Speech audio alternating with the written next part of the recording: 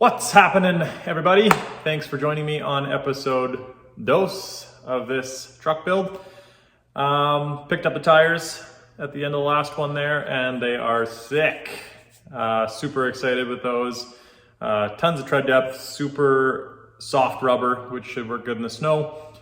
And now it's time to go start acquiring some materials and parts. So heading down to grab some tube for the control arms, the links, and some plate. I want to try and fish plate the front part of the frame where I cut off all the IFS. It's probably okay.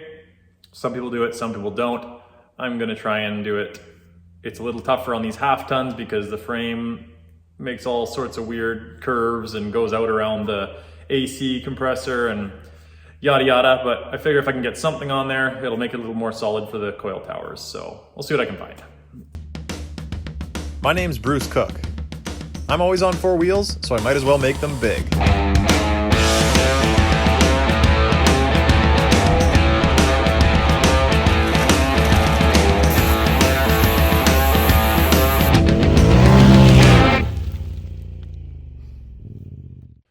So I went down to the metal shop, grabbed some 1/8 inch steel plate for there.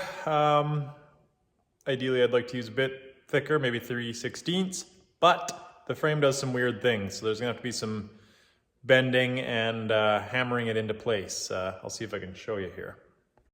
On the half ton frames, I don't know if it's the same on 3/4 and 1 ton, but can't really tell, but that bumps out right there. And then same on this side, bumps back in and then curves around to that. So this side isn't as bad, which is why I'm gonna start with it. That at least is flat. I figured I'm gonna go to the bolts here for the power steering pump or power steering box, and then back here and angle down somewhere there to at least support where the coilover mounts are gonna go. Let's have a look at the other side. So this side, I'm probably gonna do a bit longer, but it's got more problems. I understand that 3/4 and 1 ton don't have this bump out here for the AC. You can see there. I think all I'm gonna do, rather than try and mold it around that, is just dip below so I can try and keep the piece flat. It'll still strengthen this just fine, better than nothing. It'll fill all those holes, and then same thing on this side, bumps out right here to over there, and then just kind of 45 it back there. So we'll try and cut some templates, and then I'll obviously have to clean up the frame a bit more, get the rust off before I can weld that puppy on. Gonna start with some cardboard, then I'll probably transfer it onto wood before cutting it out with the plasma. Always cut towards yourself, I think they say. There, pretty much done. Huh. Not bad.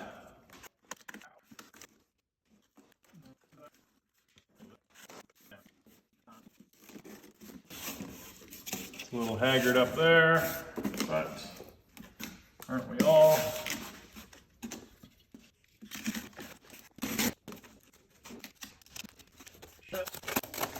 First side done. Switch. Probably just try and cut this one out first before going and doing the other side. So let's try and transfer this over. I found some, I don't know what that is, 1/4 inch wood paneling. Probably off the side of my parents' house. That will work perfect to transfer this and the cardboard over to that, and then I'll probably just use this to trace around with the plasma. That'll be enough. I know it'll burn, but I only need to use it once, so should work good.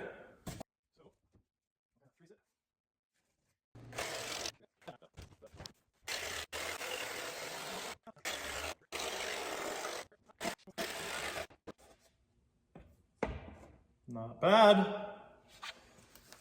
let's see how it looks on the truck. Sure. Let's go with that.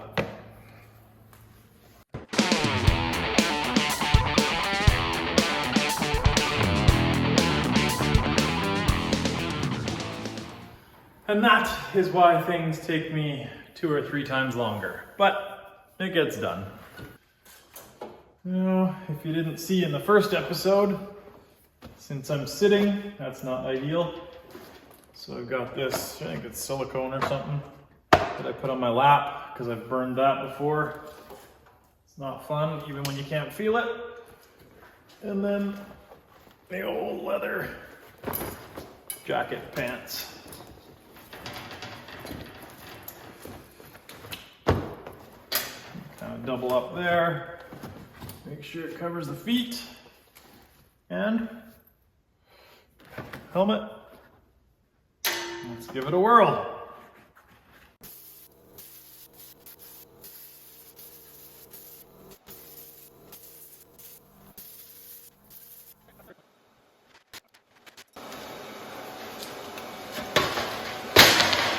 There she is. Oop, don't mind that. It's no CNC table, but it'll do. A little cleanup, no big D. Yeah, pretty good. We'll clean it up a bit and clamp this edge in and then see how it looks.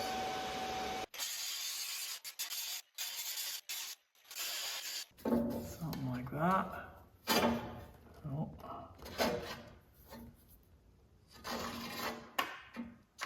Roughly there. It's roughly there. And I did kind of leave it up a little bit here. Was that for a reason? Tough to say. But I did.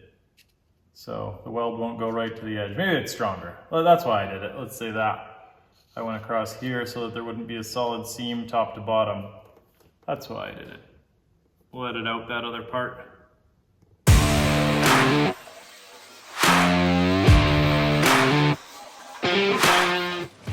Got a little dusty in there. I figured I should throw this on since there's no shortage of masks these days. I guess technically there is kind of a shortage, but not around here. So it's looking good though.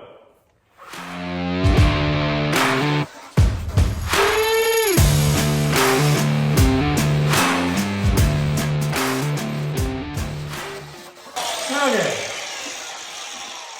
pretty good.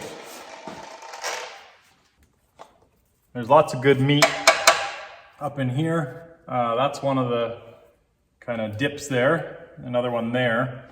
So it'd be nice if I could get a couple holes here so I can suck that in, probably a couple over there, and then just a couple more in random spots, I think. Yeah, I think I'll do 6 total.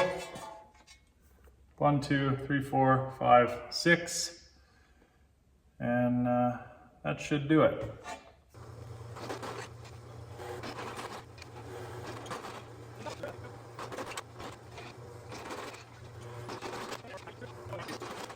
The more weld, the more gooder. The most goodest, I think. So I was gonna finish this side, get it all welded and everything first and then do the other side, but since the plasma and everything's all set up over there and I got the saw and stuff out, I might as well go trace the other side and get that one cut out so we're at the same point, and then I'll bring the welder over and weld both sides. Cool story. Well, I guess I'll go do the other side.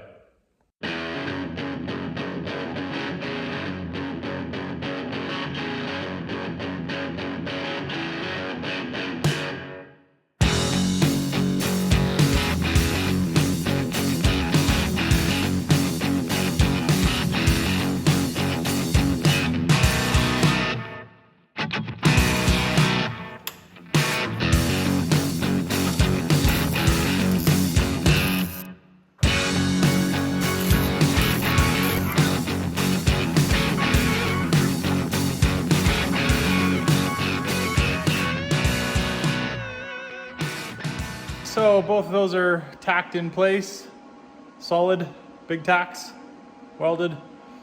So that's good. I think that's pretty much all I can do in the front here. I think we'll move to the back. Gotta pull out the drive shaft, obviously, and then it's gonna be much easier because we've got 2 of those, and then the shackle mounts at the back, the hangers, which is probably just rivets we can zip off, and then the shock mounts. So should be pretty quick and easy relative to the front. Now, it's aluminum drive shaft, which is cool for the highway, but these are pretty thin wall, and if you hit that puppy on a rock or anything, not even hit, you tap that thing, it's folding, and also gonna need to get it lengthened. So I'll get the right size wrench.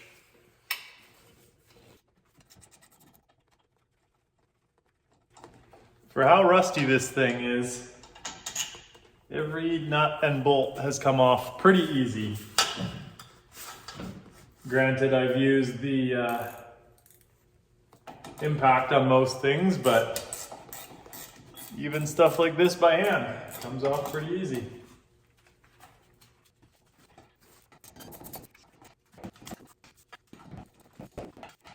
Okay. Little side note, with these ratchet wrenches, if you were like me, you put them on wrong every single time, even though it's a 50-50 chance. Well, I learned that the way that the open end faces is the way that it torques, and ratchets the other way. So you can have a quick look at it. If you're tightening, it goes that way, loosening to the left. Good little trick. Seems to be like that on all of them that I've seen. So we got the straps off. Got a hammer and a pry bar. Hammer and a pry bar. It's basically all you need to work on anything.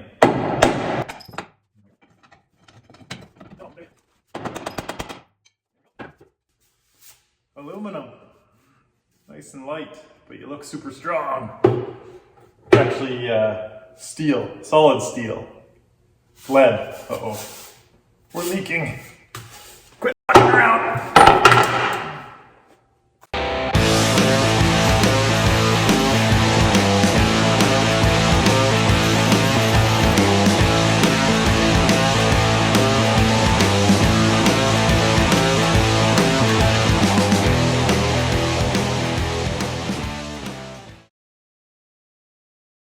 So I took a couple of much needed days off, did some wheeling in the Jeep, and last thing I did was pull the exhaust off. So I got the axle out, the rear axle.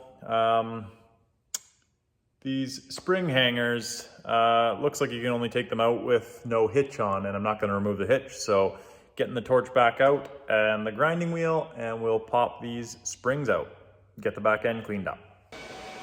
Also, check out the new apron, the mustard apron. Pretty cool. Better than draping the jacket over for pants. And then, color kind of clashes, but I got these leather sleeves, which are pretty cool. Gonna test them out, see if I can get burned a little less. So, as it turns out, these are a huge pain in the ass to get off. The leaf itself I can't pull off because you need to take the lower one off first, but the hitch is in the way, which I assume is aftermarket. And then to get these off, they're studs, 1 bolt. So I think I'm gonna try and get that bolt out and then just burn the studs off. And then this one little bracket under here, which I'll probably just try and cut that also. So time to test the apron and the sleeves.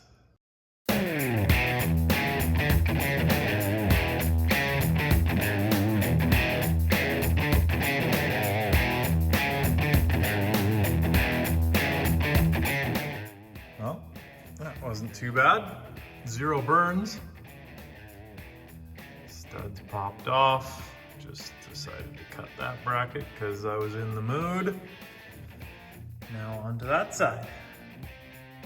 Gas tank side.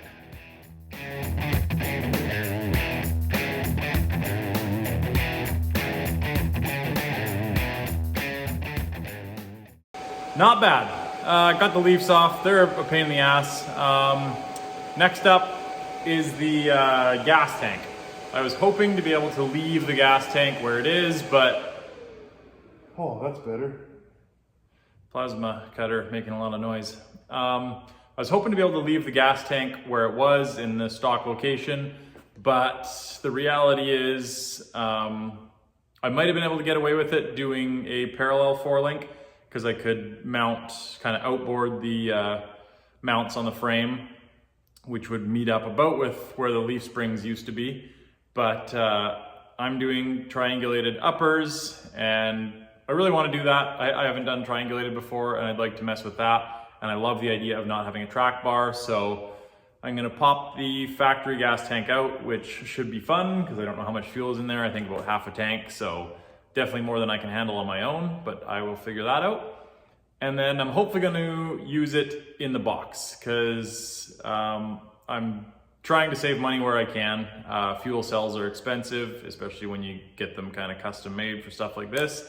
And it's just something I don't want to spend money on. So I'm gonna try and pull this factory tank out, put it in the front of the box crossways. It pretty much fits. I'll have to build a bit of a platform for it. And then I'm just gonna build a cover over it with a bit of a lid, plumb the filler tube up into the corner, and hook it back up. I'll need a little bit longer fuel lines, but I think that'll work, and that'll save a bunch of money and work trying to fab something else up.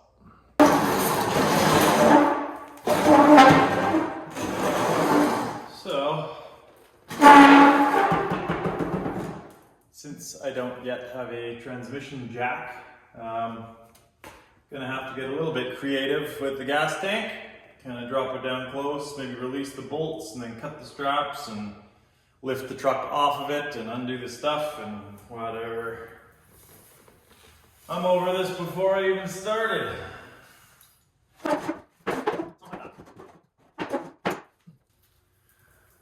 Okay. Oh, bastard. Forgot to undo those. Back down we go.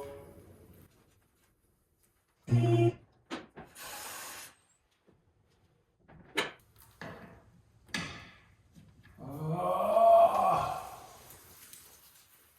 stupid truck. Just the 1/4 inch. Oh, for the love of God.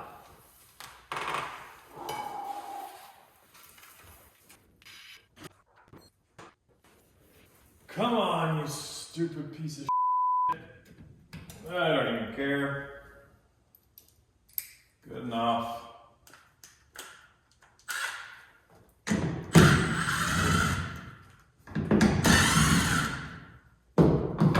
Oh, God.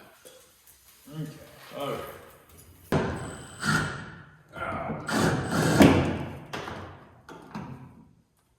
Oh, freaking 20 minutes later, got the filler neck out. Easy as that.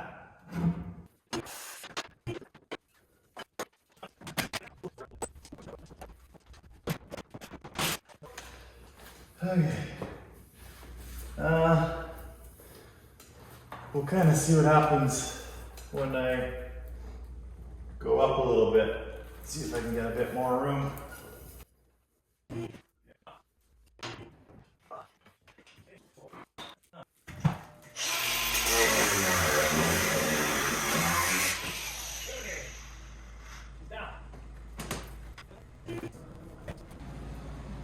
Yeah, you can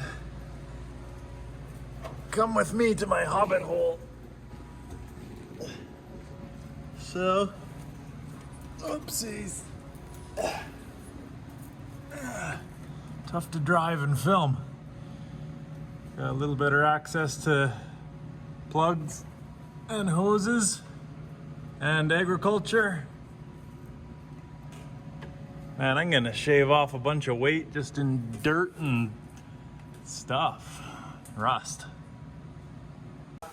Couldn't get many shots of that because it was a little tight and annoying and things got a little western under there, but I think I got it. Looks like everything's unhooked, so moment of truth. We lift the truck up and hopefully the gas tank stays and doesn't fall over because I'd be screwed. Here we go.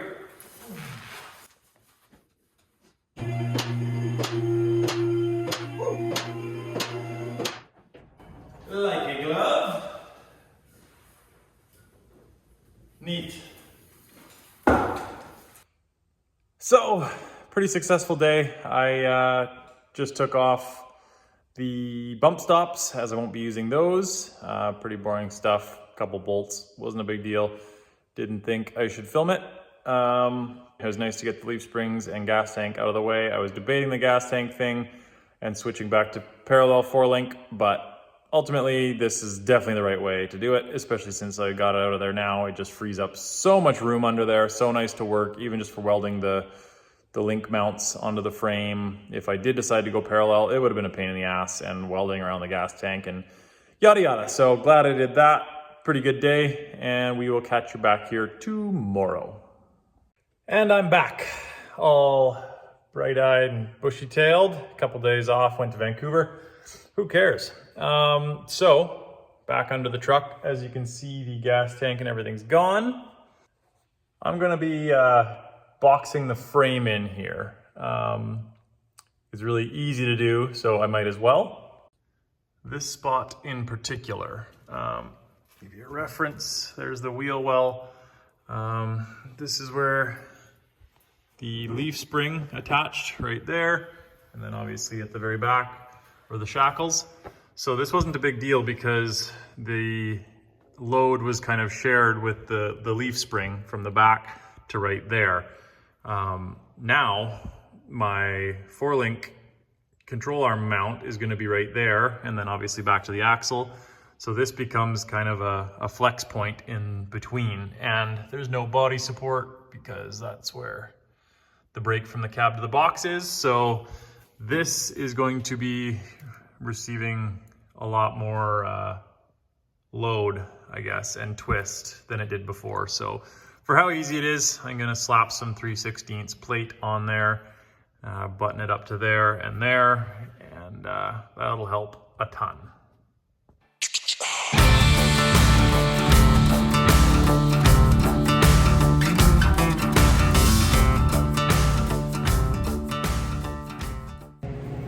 Now that the dust is cleared, time to make some more templates, just like the front.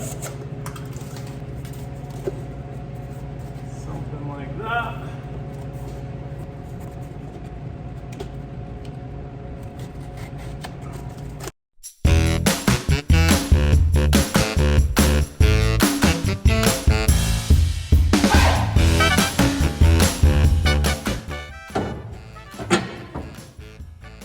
It's like a dream. Let's get it welded in.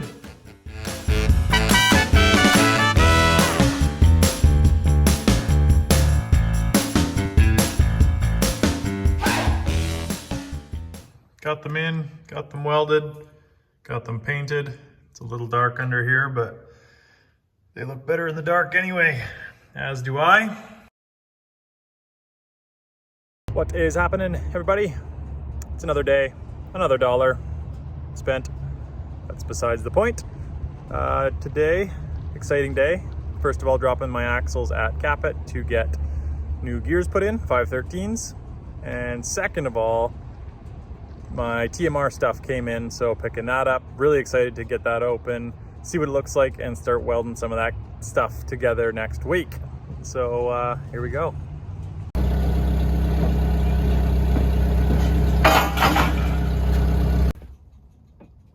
Got everything loaded up. That is a good little haul of stuff. And very large stuff. And Heavy.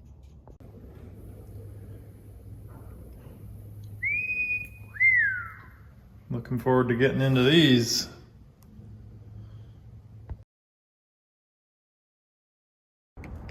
Feels like I'm here almost every day, picking up parts and dropping stuff off.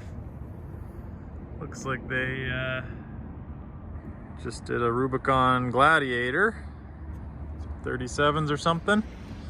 It's like an $80,000 truck.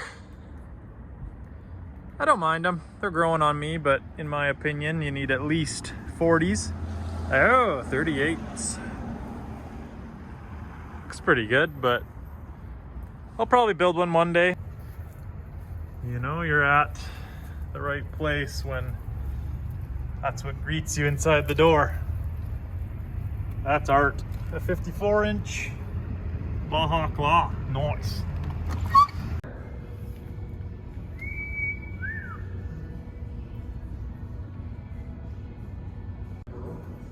Hey, oh, camera shy?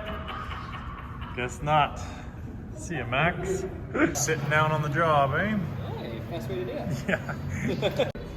Pretty decent little set. It's nice. What about really gentle ones? Yeah, switch it off. The size difference right there, right? Yeah, so that was what, 373, and then here's the 513. That's a big difference. Okay, so the axles are coming along at Capit. One of the things that's slowing down a bit is the shims, because it's gears and stuff for a 10 1/4 rear end, where I've got the 10 1/2 rear end. So they're just doing a little bit of math to sort that out, but all is well. So I'm going to start figuring out how to weld the high steer arms on the knuckles, because without the axles, I can't really get things set and take measurements. There's no point in doing that, so I'll have them back probably tomorrow. Start doing some measurements. So for now, I'll start figuring this stuff out. Well, that is going to do it for this episode, in an effort to try and keep them at or below 30 minutes. It's windy, so this probably doesn't sound great. But if you enjoyed the episode, like, subscribe, comment, all that sort of stuff. And we will catch you next time.